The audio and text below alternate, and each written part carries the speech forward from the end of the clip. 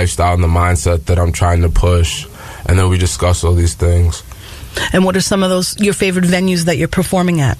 The New Eurekan Poets Cafe in the city. I love that cafe. Yeah. It's a wonderful place. Yes, I have a performance at Molloy College in February for their Black History Showcase. Right. And what about some of your performances here in Nassau that have stood out for you? I performed at a spring event here at Nassau, and that was very nice because I got to perform back-to-back in front of a nice crowd of people. I did probably 4 poems, and they're very good. And you're archiving those poems, correct? Yes, I plan on releasing a book soon, and then also a spoken word tape where I just have all the poetry that I've written so far. You are listening to Lion Tales. Today's guest is Uriah Williams, owner of Uncrowned Royalty, a lifestyle clothing company, and Uncrowned Photography, and 2, a very proud associate member of the Alumni Association of Nassau Community College. My name is Linda Nadian, along with Aurora Workman, on the voice of Nassau Community College, 90.3 WHPC. And it's so great to have Uriah here. And we'll continue asking more questions soon, right after this. Technology moves at the speed of innovation, and today, that's lightning fast.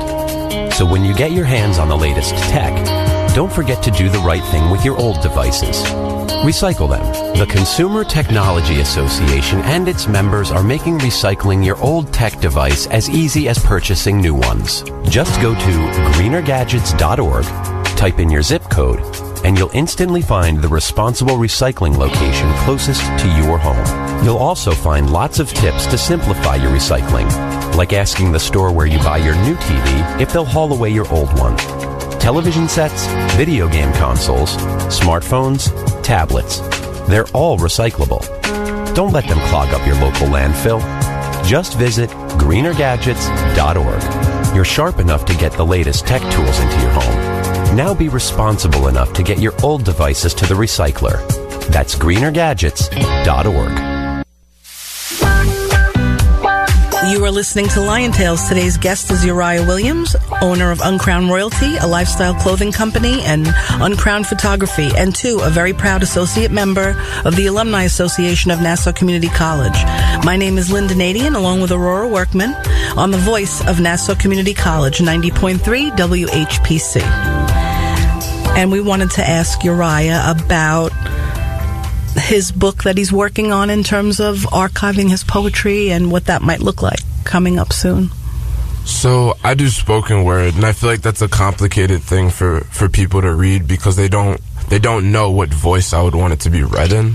So I'd like a book that's formatted in a certain way that it has all my poems, and there's a CD at the end, so that you could listen to the CD, or you could download a copy of it, and then you could just read along while I'm saying the things that are written in like headphones or when you're on the train, just like you listen to regular music. Right, sort of like an audio book. Yes. And where people have also using that skill, not just reading it visually, but hearing you also, I think, makes that an inspiration too as well, like your interpretation of your own poetry. Yeah. That's really a great book. You know, I look forward to getting a copy of it, signed, of course. Absolutely. But as you visit now, you say you want to visit schools, and I know you've been at colleges. What would you talk to the middle school children? What poetry or what would you speak to them about? I feel like with middle school children, I wouldn't talk about poetry. I would more talk about self-love and problems that they might be facing at this time, because a lot of things that people don't think about are that people in middle school and the lower grades do go through a lot of things, even though you don't think that they do because they don't have that much life experience. But there's a lot of things that are going on in their small spaces that can affect them. And I think the fact that on the clothing designs that we've been looking at here, you see that the message is love, or even the fact that it's uncrowned royalty, that you can still have an element of royalty that is not just having a crown, but also just generalizing that people can have that element of royalty. How do you feel about spreading that with young kids? I feel the same way. I feel the same way I do about everything else. Uncrowned Royalty is just made to maintain. Uncrowned Royalty is just made to maintain the aspect of love, and in my movement is love and love only. And I want that to just carry on forever, because no matter where you go, no matter what you accomplish, you always have to stay humble and know that a lot of people can flake on you at any moment, but you have to believe in yourself at the end of the day, because that's what matters most. And I think as you reflect on some of your experiences since you transferred from Nassau Community College, and how well were you prepared for the coursework in the next level? What was that like for you? I believe that Nassau over-prepared me for the work that I do now. Many alumni have said that. Because in my classes, you would expect it to be harder than it is. You would expect it to be harder than it is, but I don't really find the classes that I take now to be that challenging. Interesting. What were some of your favorite courses here at Nassau, and which ones prepared you for your time at SUNY New Paltz? I would have to say my Composition 1 and Composition 2 classes prepared me for my love for English and my pursuit of that degree. I would also have to say that my Introduction to Black Studies and African American Literature class that I took with Professor Jenkins also helped me very much. That's exciting too, because I think that usually when you leave high school, you just have limited knowledge of the amount of literature available to you, and being exposed to it at the college level, it really becomes more exciting. Did you find that you read more now than you read as a high school student? Yes, I read 1,000 times more now than I did before.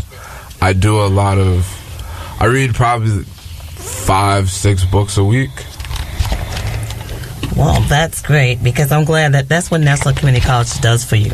You're listening to Lion Tales on the voice of Nassau Community College, 90.3 WHPC. My name is Aurora Workman, along with Dr. Linda Nadian, and our guest today is Uriah Williams, owner of Uncrowned Royalty, a lifestyle clothing company, and Uncrowned Photography, a spoken word artist, and he's a very proud associate member of the Alumni Association of Nassau Community College. Now, what impact do you feel the Alumni Association can provide in the lives of former Nassau Community College transfer students? I feel like giving alumni the ability to express their experience at Nassau on a radio station helps a lot, because then it can inspire other people and change perceptions that people may have of Nassau, and it can show them that it is a place that is crucial for the learning experience, and it really helps with development. So if you were to speak at our orientations, which we always want alumni to come back at, tell me some of the things that those first-year students who come from high school and in those 3 months are expected to be all grown up. What kind of things would you want to tell them? Well, first off, I would tell them that it's way better than they think it would be. And I think that Nassau will really help them develop as a person. And if they get involved in things on campus, then they will really be able to develop as a person. They will really be able to find themselves and be the person that they want to be. What are some of the things that you did here that you thought you'd never be able to do? My spoken word. Because my first time doing it, it was at a spoken word event that I went to at Nassau, and the performer was late that was supposed to come, so then my friend volunteered me to perform. Things like that. Yeah. And that's a good dare. I was reading this article about how public speaking is just something that the majority of teens in high school do not have experience doing.